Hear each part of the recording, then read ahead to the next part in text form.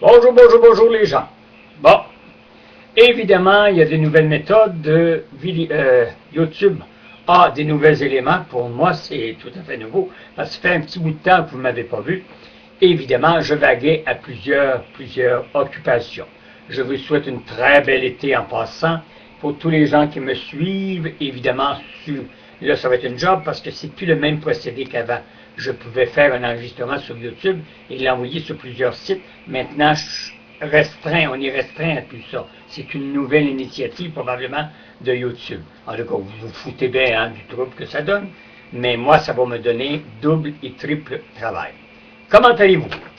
Évidemment, nous ne sommes plus dans le même cadrage qu'on était avant. C'est dans le tout petit cadrage. Je me sens coincé lorsqu'on fait les enregistrements d'éditorial. Je voulais remercier tous mes amis que j'ai sur les sites Twitter, Facebook, etc.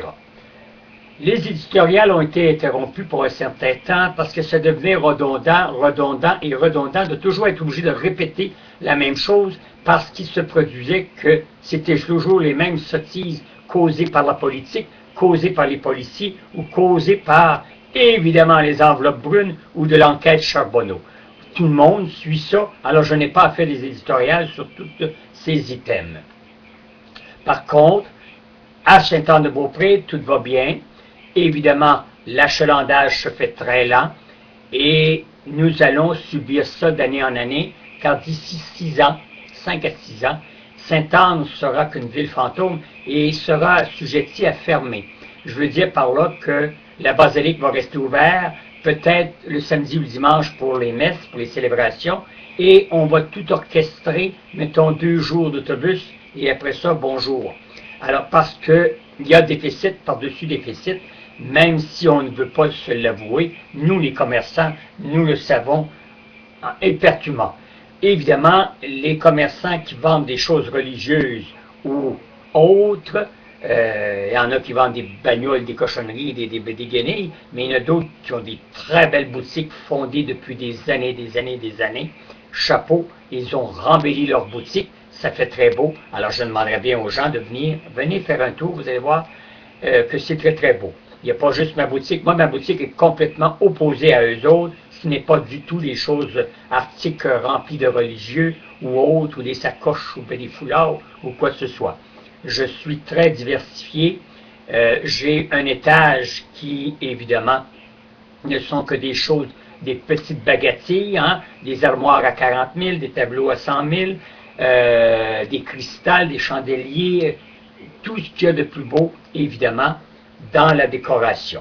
Le premier étage, ça reste toujours le petit marché aux puces, parce que là, vous trouvez des choses de 5 à 200 $ qui vont dans tous les portefeuilles. Mais en haut, évidemment, c'est pour les collectionneurs. Alors, c'est pour ça que je ne suis pas dans la même gamme que les autres. Moi, j'ai ma propre clientèle, je n'attends pas après les acheteurs de médailles. Mais les acheteurs de médailles ont du mérite aussi parce qu'ils achètent selon leurs moyens et je trouve ça très, très, très, très spécial. Comme je suis le seul dépositaire de Catherine Di Caputa, vous savez qu'elle a été sainte depuis le 21 octobre 2012, et évidemment, j'en suis le dépositaire et vous retrouvez ces articles simplement chez moi. Je ne viens pas ici pour faire la publicité, mais c'est pour vous dire tout simplement que toutes ces petites villes-là, qui étaient des petites villes, Saint-Anne-de-Beaupré, Château-Richer, l'Ange-Gardien, Bois-Châtel, est appelée évidemment à venir probablement une ville entière parce que là, chaque petit village se tire la couverture. Exemple, à Château-Richer, on voulait bâtir une belle bibliothèque à même d'un monastère, pas d'un monastère, excusez-moi, d'un presbytère, qui évidemment demande à être amélioré, mais l'architecture est très belle, bien présentée, vue sur le fleuve, c'est de toute beauté. Mais évidemment, il y a toujours des troubles fêtes, des filions, des ci, des ça, des tanguay, des linda, des paquets de troubles, comprenez-vous, des troubles fêtes qui, évidemment, ont coûté 40 000 $ à la ville de Château-Richer parce qu'il y avait un oui et il y avait un non. Alors, le comité du non, évidemment, a perdu et ça coûte aux contribuables 40 000 $ de dépenses supplémentaires que ça va coûter pour la bibliothèque.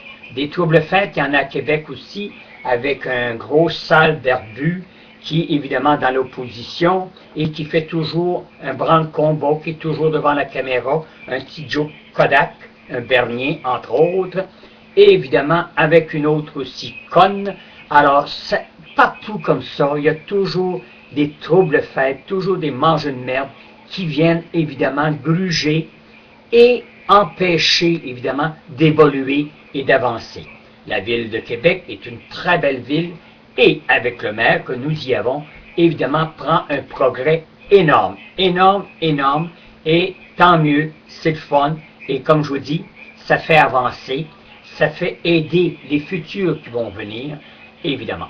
Mais dans les petites villes comme Château-Richer, Ange-Gardien, Saint-Anne-de-Beaupré, ben, c'est les vieux qui tiennent ces villages-là. Et quand les vieux sont partis, c'est pas les jeunes. Les jeunes, ils veulent départir et s'en aller décarper, comme on pourrait dire, dans les grandes villes. Alors, ça va être appelé à devenir, ces petits villages-là, devenir une grande ville, parce que sinon, ils vont périr par eux autres mêmes.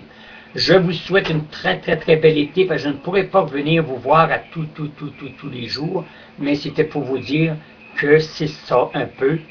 Il y a toujours du merdier, il y a toujours de la merde. Vous avez vu l'enquête Charbonneau, vous avez vu surtout, on a vu ici à Québec, et si vous regardez comme faux Internet, un policier qui s'est permis de molester, en tout cas, moi vous dire franchement, brutaliser, ça resterait le vrai mot, brutaliser une personne de 75 ans en le lançant par terre avec un élan d'un bras, décidément, ça a été considéré comme très déplacé, très borné de la part du policier. Un homme de 75 ans ne peut pas faire grand mal à un policier, mais parce qu'il a touché à son avant-bras et évidemment touché à sa main, ça a fait tout un branle-combat. Et ce cher policier, ben, ils sont probablement pas réprimés, hein? On ne réprime pas la force constabulaire, ils ont le choix de tout faire. C'est comme ici à Sainte-Anne, la ville s'occupe tellement bien de sa ville que les gens partent d'un coin A à un coin B dans une zone de 30 km et font du 70 et même des fois 80 km. Mais il n'y a jamais de policiers pour les arrêter.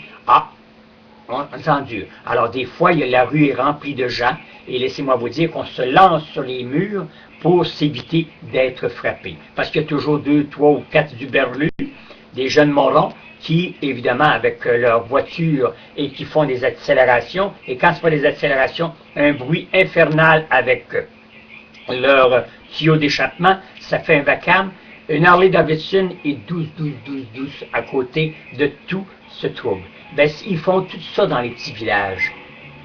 Mais, voyez-vous, vous venez d'entendre probablement d'en passer un Uberlu. C'est de même à la journée longue, et les pauvres personnes âgées qui viennent, évidemment, visiter le sanctuaire, ben, prennent des grosses chances de se faire frapper, et c'est ça qui va arriver. On agit toujours quand il y a des morts d'hommes ou des morts de femmes. Quand il y a mort d'une personne, là, on commence à réfléchir. Mais ça, c'est la ville de Sainte-Anne, et comme ils sont payés par les rédemptoristes pour faire ci ou faire ça, on n'est pas prêt d'y mettre de l'ordre. Évidemment, Château-Richer, c'est pareil, Sainte-Anne-de-Beaupré, les maires, évidemment, ne font pas partie, au moins ces maires-là ne font pas partie des escrocs qu'on voit à Charbonneau. Il y a au moins ça, l'enquête Charbonneau. Au moins, il y a ça. C'est ça qui est le fun, qui est plaisant. Nos maires, dans ces petites places-là, amenées jusqu'à date, entre parenthèses, font bien leur travail. Côté-là, ce côté de non-fraude, etc. Mais ce qui est pour les travaux publics ou les choses comme ça, ou laisser les rues sales, ou pas mettre de veaux dans des endroits où c'est très important, pour éviter, évidemment, des accidents, ça, eux autres, ça reste emboîté, empoché, et empoté à 100%. Je vous reviendrai peut-être pour un autre petit éditorial moins critiqueux, mais avec des belles choses, parce que j'ai des belles nouvelles à vous annoncer très bientôt. Merci, belle Thérèse, ma belle Annie, etc. J'en ai une dizaine très importante, et j'en ai des centaines d'amis. Praline, on va aller vous voir bientôt. Vous savez ce que ça veut dire, Praline? Et évidemment, c'est Ludovic et David. Salut et à la prochaine.